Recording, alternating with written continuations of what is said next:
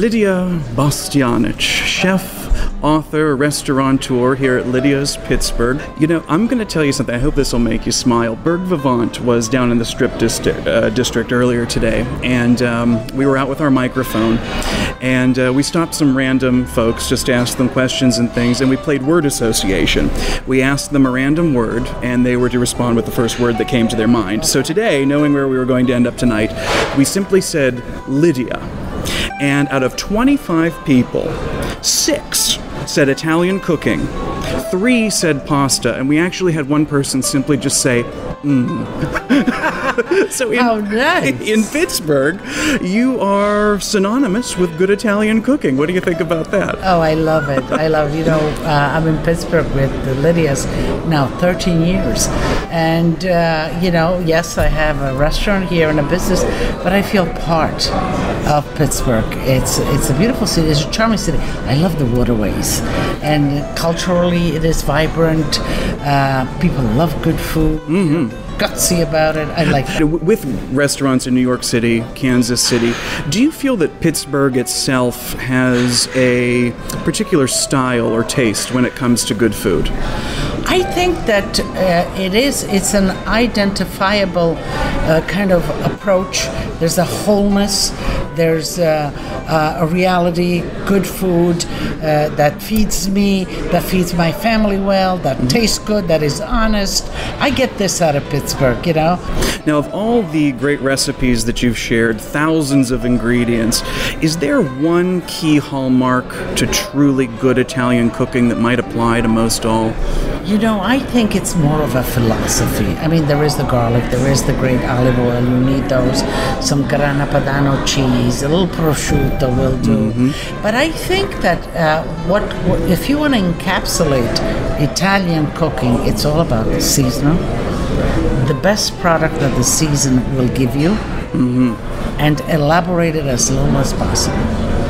And that brings me to your latest cookbook, Lidia's Common Sense Italian Cooking. I have to say, I have been enjoying this very much. Have you? It's straightforward, and yet has an elegance to it, and I love the cover. It's you cracking eggs. Yeah. My hands, people kind of associate my hands with touching food. The photos are just fantastic, and the stories and anecdotes that accompany a lot of these, you don't even, I think, need to be in the kitchen to enjoy this. I've been enjoying it on my armchair. I think that's a good idea. I think, a book like this, to sort of pre-read it, prepare yourself a little bit, and see what is the message there. Yes, there's a lot of recipes, but I think with this book, because, certainly it's my 10th book and plenty of recipes I've done, but what I get from my viewers, and the emails, somehow this intimidation of not really letting go in the kitchen. So I want to tell them, explain to them that every single one of them has a sensibility, a common sense in the kitchen, and that they would release that and just, use my recipes as a guide, but just let go and make it happen. They'll really be surprised how much they do know in the kitchen. So out of those 10 books, who do you feel this one then really appeals to most? I think that this one appeals across the board. I think it could be a beginner. It could be somebody that's been cooking, but that's been kind of tied to recipes, kind of almost a slave of the recipes. And this is, even though it has recipes as guides, it's kind of letting loose, Now, who out there in the history of the universe, living, deceased, are you the biggest fan of? Who do you admire most? Brian, I had a great career in life. I mean, I just love what I do. I still have a good time. And the pinnacle thus far has been when I cooked for Pope Benedict. When he was in New York 3 years ago, I was asked, and for 2 meals I cooked for him.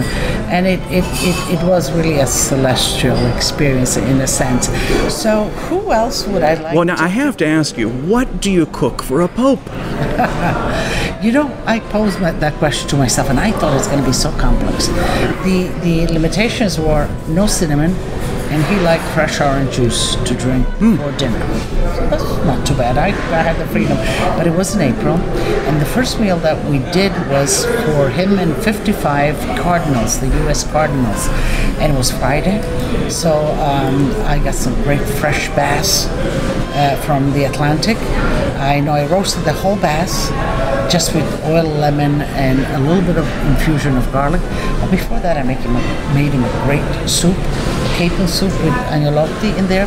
I made him a risotto of the spring flavas and peas, and then the fish. So it was light.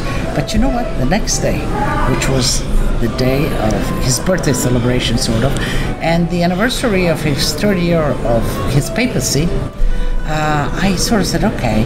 He was with his confidants. It wasn't kind of a business, it was more relaxed. And I did some research. His mother was a chef. Wow. And so I said, maybe I can do a little kind of flavor search. Now, he's German. I come from Italy, northeast, which is Friuli, Venezia Giulia, under Austria, close to now is Slovenia. So, I can cook with sauerkraut. So I made him spätzle, goulash, sauerkraut, apple strudel, all the things that I thought that sort of his German mother could have. And when we were finished, and I brought the birthday cake, and it was very, I must say that it was very comfortable and intimate. It wasn't like we were separated. We felt like we were all in the same house, which we were. We were in the Vatican mission to the United Nations, the building. And so I brought him the cake, and I gave him the knife to kind of cut it with it, and he was holding the knife, and he wasn't doing anything. So I grabbed his hand and the knife. He looked at me, he said, but we had to cut the cake. But then I asked him, I said, how did you enjoy it? Com'era tutto? And erano I gusti di mia madre. It was my mother's flavors. Wow. So I got him. We here in Pittsburgh, we like to put French fries on sandwiches. I know that. I don't know what these things are, but they sound delicious.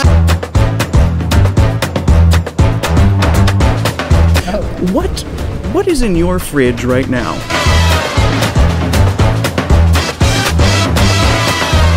I do want to say, though, I don't advise reading this book before bed like I have been doing, because I want to get up and make everything.